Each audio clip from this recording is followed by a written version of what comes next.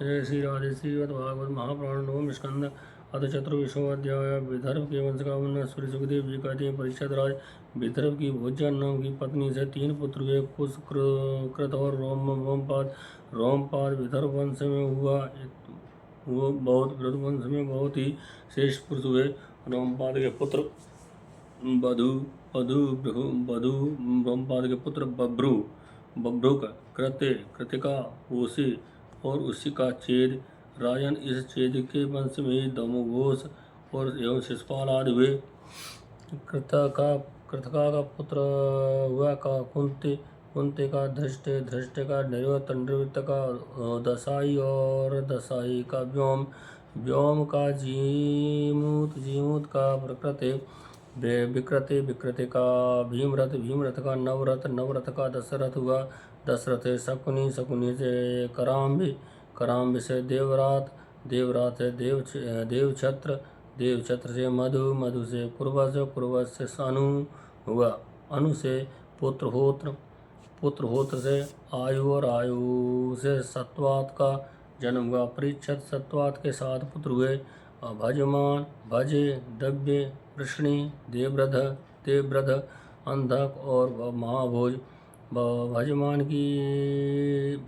की 2 पत्नियां थीं, 1 से 3 पुत्र हुए, निम्लोची, किंकड़ी और दृष्टि। दूसरी पत्नी से भी 3 पुत्र हुए, शताचित, सहस्त्राचित और अध्याचित। देवव्रत के पुत्र का नाम था भभ्रु। देवाव्रत और भभ्रु के संबंध में ये बात कही जाती है। ये हमने दूसरे जैसे यह सुना रखा था, वैसा ही निकट से देखते भी है, ऐसा निकट से देखते भी हैं। भभ्रु मनुष्य में श्रेष्ठ हैं और देवाव्रत देवताओं के समान है। इसका कारण यह है कि भभ्रु और देवाव्रत से उपदेश लेकर 14,065 मनुष्य परम पद को प्राप्त हो चुके हैं। सत्वता के पुत्रों में महाभोजी बड़ा धर्मात्मा था, उसी के वंश में भोजवंशी यादव हुए। परीक्षित, वृष्णि के 2 पुत्र हुए और पुत्र हुए सुमित्र और युधाजित के 3 सेन और अनिमित्र, ये 2 पुत्र थे। अनिमित्र के निम का जन्म हुआ। संयाजित और प्रसेन नाम से प्रसिद्ध यदुवंशी निम के ही पुत्र थे। अनुमित्र का एक और पुत्र था, इसका नाम था सेन से ही सत्य का जन्म हुआ। इसी सत्य के पुत्र युयोधान थे, जो सात्विकी के नाम से प्रसिद्ध हुए। सात्विकी का जय, जय का कुड़ी और कुड़ी का पुत्र युगंधर हुआ। अनिमित्र के तीसरे पुत्र का नाम वृष्णि था। वृष्णि के 2 पुत्र हुए, स्वल्पक और चित्ररथ। स्वल्पक की पत्नी का नाम था गांधिनी। उनमें सबसे श्रेष्ठ अक्रूर के अतिरिक्त 12 पुत्र उत्पन्न हुए। आसंसार में मृदविंद, गिरि, धर्मविंद और सुकर्मा, क्षेत्रोपेच, हरिमर्दन, शत्रुघ्न, गंधमादन, प्रतिबाहु। उनके एक बहन भी थी, इसका नाम था सुचिरा। अक्रू के 2 पुत्र थे, देवान, उपदेव। साल्फ के भाई चित्ररथ के पृथु, विदुरथ आदि बहुत से पुत्र हुए, जो वृषणवंशियों में श्रेष्ठ माने जाते हैं। सात्व के पुत्र अंधक के 4 पुत्र हुए, कुकर, भजमान, सुच और कोमलांबर है। उनमें कुकर का पुत्र बहिर का विलोम का कपोतरोमा और कपोतरोमा का अनु हुआ। तुम्बरु गंधर्व के साथ उनकी बड़ी मित्रता थी। उनका पुत्र अंधक का धुंध का आयुर्धोत का पुनर्वसु और पुनर्वसु से आहुक नाम का पुत्र था। एक पुत्र था, उसकी आहुकी नाम की एक कन्या हुई। आहुक के 2 पुत्र हुए, देवक और उग्रसेन। देवा के 4 पुत्र हुए, देवान, उपदेव, सुदेव और देववर्धन। इनकी 7 बहनें थीं, धृता देवा, शांति देवा, उपदेवा, श्री देवा, देवऋषिता, सह देवा और देवकी। श्री वसुदेव जी ने इन 7 के साथ विवाह किया था। इस 7 के साथ श्री वसुदेव जी ने इन सब के साथ विवाह किया था। उग्रसेन के 9 लड़के थे, कंस, सुनामा, न्योघ्रोध, कंक, शुंक, स्वराष्ट्रमा, श्रेष्ठ और तष्टमान। उग्रसेन के 5 कन्याएं थीं, कंसा, कंसावती, कंका, सुरभ और राष्ट्रपालिका। इनका विवाह देवभाग आदि वसुदेव के छोटे भाइयों से हुआ था। चित्ररथ के पुत्र विदुरथ से सूर, सूर से भजमान, भजमान से शनि, शनि से सौम्यभोज, सौम्यभोज से हृदीक, हृदीक से 3 पुत्र हुए, देवबाहु, शतधन्वा और कृतवर्मा। देवमणि के पुत्र सूर्य की पत्नी का नाम था मारिसा। उन्होंने उसके गर्भ से 10 निष्पाप पुत्र उत्पन्न किए, वासुदेव, देवगण, देवश्रवा, आनक, सृजय, शामक, कंक, समीक, वत्सक और ब्रग। ये सब के सब बड़े पूर्ण आत्मा थे। वसुदेव जी के जन्म के साथ देवताओं के नगारे और नौबत स्वयं ही बजने लगे थे। वे आनंद कंद धुंधवी कहलाए। वे ही भगवान श्री कृष्ण के पिता हुए। वसुदेव आदि की 5 बहनें थीं, प्रथा, कुंती, श्रुतदेवा, श्रुतकीर्ति, श्रुतश्रवा और राजा देवी। वसुदेव के पिता सूरसेन के एक मित्र थे, कुंतीभोज की कोई संतान न थी, इसलिए सूरसेन ने उन्हें प्रथा नाम की अपनी पुत्री सबसे बड़ी कन्या गोद दे दी। प्रथा ने दुर्वासा ऋषि को प्रसन्न करके उनसे देवताओं को बुलाने की विद्या सीख ली। एक दिन उसे विद्या के प्रवाह की परीक्षा लेने के लिए प्रथा ने परम पवित्र भगवान सूर्य का आह्वान किया। उसी भगवान सूर्य वहाँ आप पहुँचे। उन्होंने देखा कुंती हृदय से विस्मय भर गया है। उसने कहा, भगवान मुझे क्षमा कीजिए, मैंने तो परीक्षा लेने के लिए इस विद्या को उपयोग किया था, अब आप पधार सकते हैं।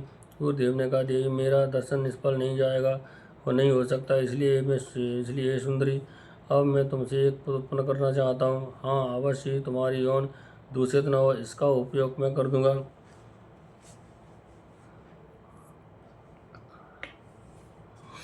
यह कहकर भगवान सूर्य ने गर्भ स्थापित कर दिया और उसके बाद वे स्वर्ग को चले गए। उसी समय उससे एक बड़ा सुंदर एवं तेजस्वी शिशु उत्पन्न हुआ। वह देखने में दूसरे सूर्य के समान जान पड़ता था। प्रथा लोक निंदा से डर गई, इसलिए उसने बड़े दुख से उस बालक को नदी के जल में छोड़ दिए। परीक्षित, उसी प्रथा का विवाह तुम्हारे परदादा पांडु से हुआ, जो वास्तव में बड़े सच्चे वीर थे। परीक्षित, प्रथा की छोटी बहन श्रुतदेवा का विवाह कर्ष देश के अधिपति वृत्रशर्मा से हुआ था। उसके गर्भ से दंतवक्र का जन्म हुआ था। वही दंतवक्र है जो पूर्व जन्म में सनकादिक ऋषियों के सांप से हृणाक्ष हुआ था। वे केकय देश के राजा धृष्टकेतु ने श्रुतकीर्ति से विवाह किया था। उससे संतवर्धन और 5 केकय राजकुमार हुए। राजाधिदेवी का विवाह जयसेन से हुआ। उसके 2 पुत्र हुए, मिंद और अनुमिंद। वे दोनों ही अवंतकी के राजा हुए। चेदराज दमघोष ने श्रुतश्रवा का पाण ग्रहण किया। उनका पुत्र शिशुपाल, जिसका वर्णन मैं पहले सप्तम स्कंद में कर चुका हूँ। वसुदेव जी के भाइयों में देवभाग की पत्नी कंस के गर्भ से 2 पुत्र हुए, चित्रकेतु, बृहदल। देवश्रवा की पत्नी कंसवती से सुवीर और ईसुमान नाम के 2 पुत्र हुए। आन की पत्नी कंका के गर्भ से 2 पुत्र हुए, सत्यजित और पुरजित। सूर्यजय ने अपनी पत्नी राष्ट्रपालिका के गर्भ से वृष और दुर्समण आदि कई पुत्र उत्पन्न किए। इसी प्रकार श्यामका ने सूरभूमि और सुरभु नाम की पत्नी से हरिकेश, हृणाक्ष नाम के 2 पुत्र उत्पन्न किए। मिस्र केसी अप्सरा के गर्भ से वत्स के भी वृक आदि कई पुत्र हुए। वृक ने दुर्वाक्षी के गर्भ से तक्ष, पुष्कर और साल आदि कई पुत्र उत्पन्न किए। समी की पत्नी सुदामनी भी सुमित्र और अर्जुनपाल आदि कई बालक उत्पन्न किए। कंका की पत्नी कर्णिके का गर्भ से 2 पुत्र हुए। कर्णिका के गर्भ से 2 पुत्र हुए, रिद्धाम और जय। अनुकंदुम भी वसुदेव की पौरवी रोहिणी, भद्रा और मदरा, रोचना, किला और देवकी आदि बहुत सी पत्नियां हैं। रोहिणी के गर्भ से वासुदेव जी के बलराम, गद, सारण, द्रुमदल, विपुल, ध्रुव और कृत आदि पुत्र हुए। पौरवी के गर्भ से उनके 12 पुत्र हुए। भूत, सुभद्र, भद्रवाह, द्रुमद और भद्र आदि, नंद, उपनंद, कृत, सूर आदि मदरा के गर्भ से उत्पन्न हुए। कौशल्या ने एक ही वंशजागर पुत्र उत्पन्न किया था। उसका नाम था केसी। उसने रोचना से हस्त और हेमगंद आदि से इला से उर्वल्क और प्रधान यदुवंशी पुत्रों को जन्म दिया। परीक्षित वासुदेव जी के धृतदेव के गर्भ से भ्रष्ट नामक एक ही पुत्र हुआ और शांति देवा से श्रम और प्रतिसूत्र आदि कई पुत्र हुए। उपदेवा के पुत्र कल्पवर्ष आदि 10 राजा हुए और श्रीदेवा के वसुहंस और सुवंश तथा 6 पुत्र हुए। आदि 6 पुत्र हुए। देव ऋषिता के गर्भ से गद और गद आदि 9 पुत्र हुए तथा जैसे स्वयं अब धर्म ने 8 पशुओं को उत्पन्न किया था वैसे ही वासुदेव जी ने सहीदेव के गर्भ से पुरुश्रव आदि 8 पुत्र उत्पन्न किए। परम उदार वासुदेव जी ने देवकी के गर्भ से 8 पुत्र उत्पन्न किए, जिनके 7 के नाम कीर्तमान, सुसेन, भद्रसेन, ऋजु, संवर्धन, भद्र और शेषावतार बलराम जी। उनके दोनों के 8वें पुत्र स्वयं श्री भगवान ही थे। परीक्षित, तुम्हारी परम सौभाग्यवती दादी सुभद्रा भी देवकी जी की ही कन्या थी। जब संसार में धर्म का ह्रास और पाप की वृद्धि होती है, तब सर्वशक्तिमान भगवान श्री हरि अवतार ग्रहण करते हैं। परीक्षित, भगवान सबके दृष्टा और वास्तव में असंग आत्मा ही है। इसलिए उनकी आत्म रूपिणी योग माया के अतिरिक्त उनके जन्म तथा कर्म का और कोई भी कारण नहीं है। उनकी माया विलास ही जीव के जन्म, जीवन, मृत्यु का कारण है और उनका अनुग्रह ही माया को अलग करके आत्मस्वरूप को प्राप्त करने वाला है।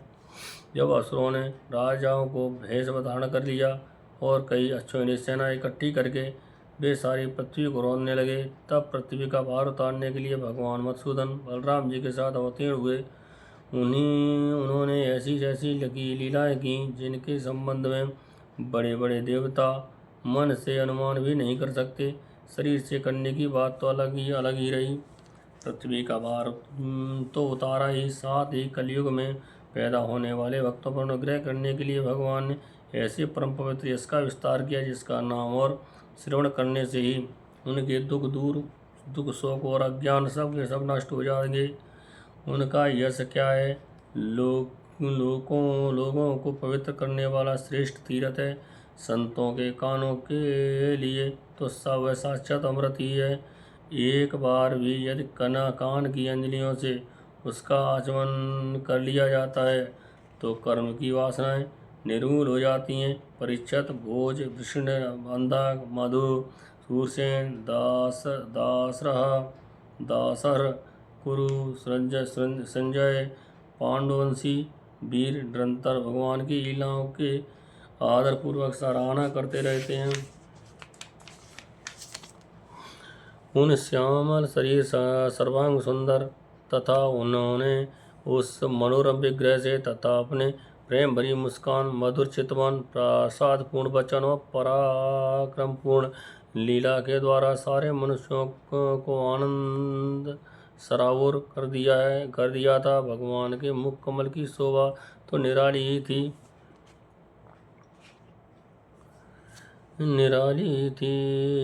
मकराकृत कुंडलों से उनके कान बड़े कमनीय मालूम पड़ते थे।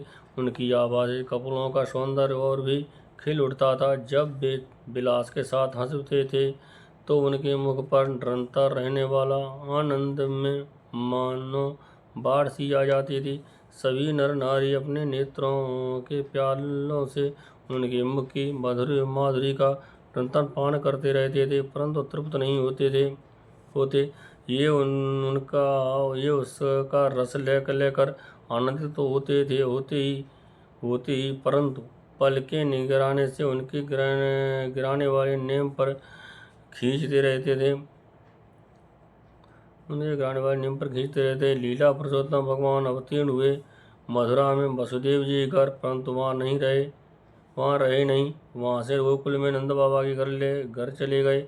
वहाँ अपना प्रयोजन जो ग्वाल गोपी और गौमुख को सुखी करना था पूरा करके मथुरा लौट आए। ब्रज में, मथुरा में तथा द्वारका में रहकर अपने अनेकों शत्रुओं का संहार किया। बहुत सी स्त्रियों से विवाह करके हजारों पुत्र उत्पन्न किए। साथ ही लोगों में अपने स्वरूप का साक्षात्कार कराने वाले अपनी वाणी स्वरूप श्रुतियों की मर्यादा स्थापित करने के लिए अनेकों यज्ञों के द्वारा स्वयं अपना ही यजन किया। कौरव और पांडवों के बीच उत्पन्न हुए आपस के कलह से ही उन्होंने पृथ्वी का बहुत सा भार हल्का कर दिया तथा युद्ध में अपनी दृष्टि से ही राजाओं की बहुत सी अच्छोड़ी को ध्वस्त करके संसार में अर्जुन की जीत का डंका पिटवा दिया। फिर उद्धव आत्म तत्व का उपदेश किया और इसके बाद वे अपने परम धाम को सिधार गए।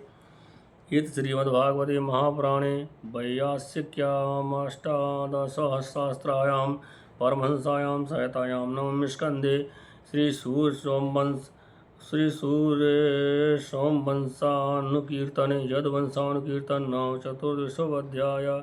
इति नवमः स्कन्धः समाप्तः। हरि ओं तत्सत्। हरि ओं तत्सत्। हरि ओं तत्सत्। जय जय श्री राधे। जय जय श्री राधे।